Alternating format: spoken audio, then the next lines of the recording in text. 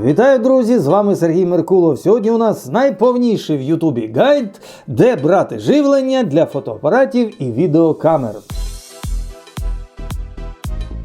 Я вам тут цілу батарею корисних речей приготував, а все почав лист глядача з ніком Андрій Бєвер. Розкажіть, де ви купуєте батареї для камер? Обов'язково брати оригінал чи можна замінник? Дякую за ваше запитання, яке виявиться доречним для багатьох глядачів. Я знаю ряд способів отримати акумулятори для своїх камер. І всі ці способи використовую так або інакше. Оригінальні акумулятори. Перший варіант – придбати нові рідні акумулятори виробника вашої камери. Вони відповідають стандартам виробника, з ними камера працюватиме очікуваний час в очікуваних умовах. Рідні акуми – це певна запорука передбачуваної роботи вашого сетапу. Але у рідних акумуляторів є недолік. Вони бувають суттєво дорожчими за репліки, прямо скажемо, дуже дорогий. Тому другий варіант – БВ-акумулятори з камерою. придбати оригінальні акумулятори, що були у вжитку. І з цим же як пощастить. Зазвичай прекрасний спосіб запастися акумуляторами – це придбати їх на вторинному ринку разом із камерою. Багато з тих, хто виносять камеру на фотобарахолку, віддають з нею по 2, 3, 4 акумулятори як бонус. Такий бонус вартий уваги. Але водночас цей великий привід нашорошити вуха. Бо якщо з камерою йде багато акумів, то висока ймовірність, що її використовували професійно. Тобто вона витримувала певні навантаження і наскільки при цьому зберегла всі свої експлуатаційні можливості – оце питання. Але, щоправда, питання більше в бік камери.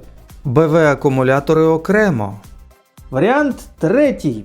Я купував оригінальні акумулятори, що були у вжитку, окремо. І це була прекрасна опція для тих, хто хоче зекономити кошти. Ну, так я міркував.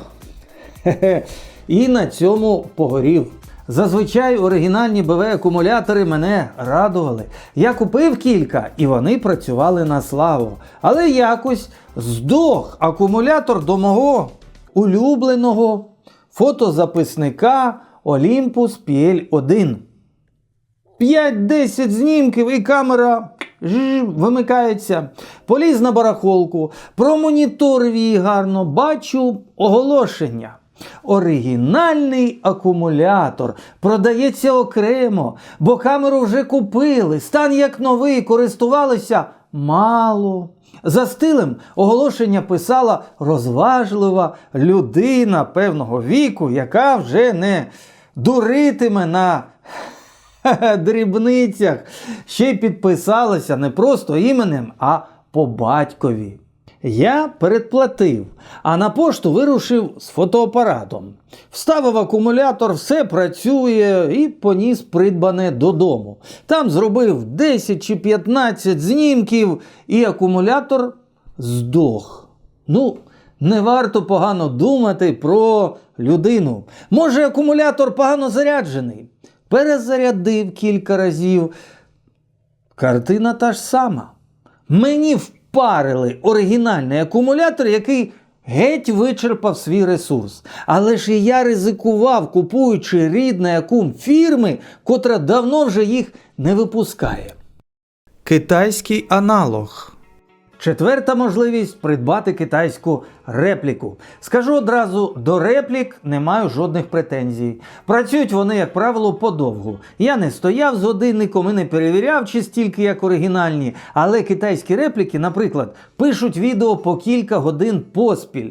Незалежно від того, чи купив їх у Китаї, чи в українському інтернет-магазині, заряджаються, розряджаються так само, як оригінали. І дохнуть теж так само, як оригінали. Це актуально, якщо купуєте з рук фото-відеотехніку, що роками лежала десь в шухляді, а господар не підзаряджав акуми хоча б раз на півроку. Їм настав капець. Так, замість оригіналів мені довелося купити китайські акумулятори для Panasonic VDR D300, що пише відео на компакт-диски. Він важить майже 600 грамів, що означає, в камері задіяні довговічні металеві механізми. Недарма виробник давав на неї велику гарантію. Відчутна вага камери дуже важливо, якщо ви хочете вести плавну, без ривків, зйомку. Окрім того, камера має вбудовану чудову стабілізацію. Ніякого цифрового стабу, який кропає зображення. Тут надійний фізичний стабілізатор. Так, сер.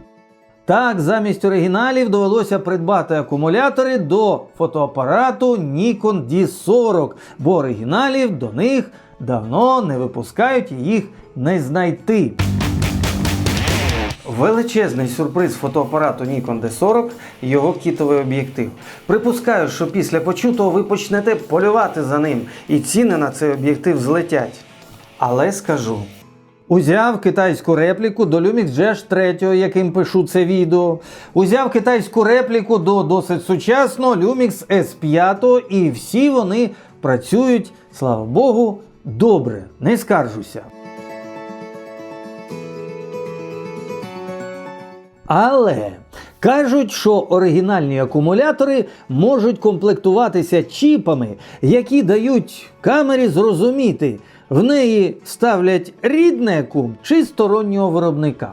І за акумами стороннього виробника фотокамера відмовляється працювати. Ну от не знаю, наскільки це кардинально насправді, але ось цей акумулятор завжди просто прекрасно працював з моїм Lumix. А останній рік, коли я його вставляю, на екранчику іноді висвітлюється напис про те, що з цим акумулятором фотокамера не може працювати. Що я роблю? Я можу взяти такий копійчаний, недорогий, аптечний слоїк зі спиртом етиловим, вмокнути туди сірничка з намотаною ваткою і протираю контакти. Я протираю контакти спиртиком. Не забувайте це робити, бо забруднені, засмальцьовані від повітря, так, не від рук, а від повітря, контакти можуть не працювати.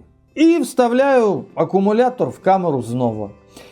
Як варіант, якщо раптом сплив в камері напис, з нею даний акумулятор не може працювати, просто вийміть акумулятор і перевстановіть його знову. Після такої нескладної, легенької процедури камера, як правило, в мене працює нормально. Десь не притерся контакт, так буває. Клац-клац і нема проблем. Живлення від мережі. П'ятий варіант надзвичайно зручний. І коли в мережі є струм у ці часи локдаунів, то цей п'ятий варіант мені найбільше подобається. Це батарея пустишка з класичним акумулятором. Додаткова морока. Заряди його та стеж, аби завжди був зарядженим. Коли я ставлю пустишку, наприклад, при фотозйомці у приміщенні, не знаю, чому сучасні камери не комплектують виходом на розетку. Це несправедливо по відношенню до сучасних камер, за які теж, до речі, доводиться платити чималі гроші. Якщо ми з вами хочемо працювати довго і плідно, і при цьому не бажаємо мучитися із тим зарядним пристроєм, розрядилося, зарядив, та цур йому. До розеточки підключив камеру і кляцаєш, чи фільмуєш скільки тобі завгодно.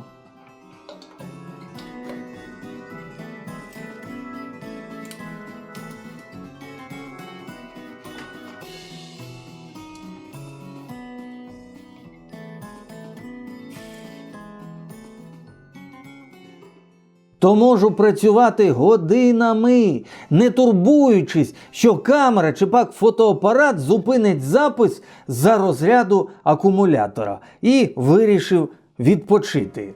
Не без підстав у недавньому минулому, 15-20 років тому, виробники комплектували і фото, і відеокамери оригінальним шнуром для живлення від розетки, від електромережі, а потім вирішили зекономити і прибрали цю неймовірно зручну опцію для студійної роботи, що зробило камери менш професійними, бо професійна – це та фото-відеотехніка, яка здатна працювати за якнайрізноманітніших умов. Відновлені акумулятори. І шостий варіант – перероблені акумулятори.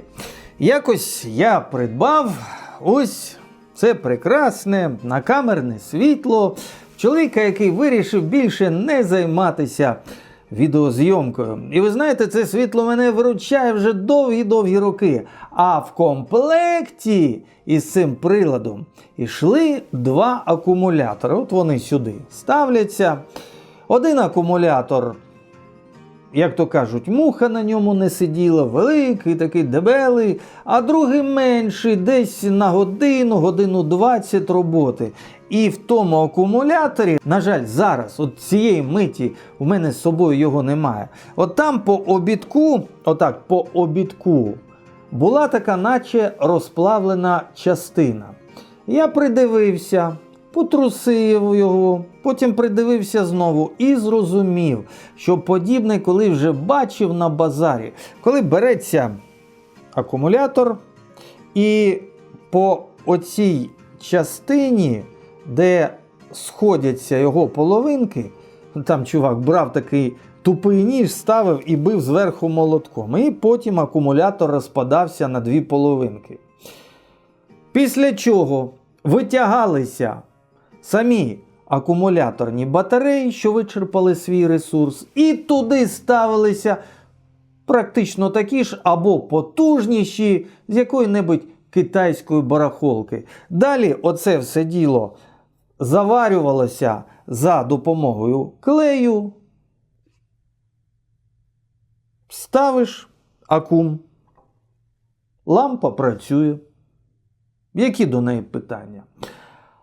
А от щодо використання такого акумулятора в камері, то я б вам цього не радив би.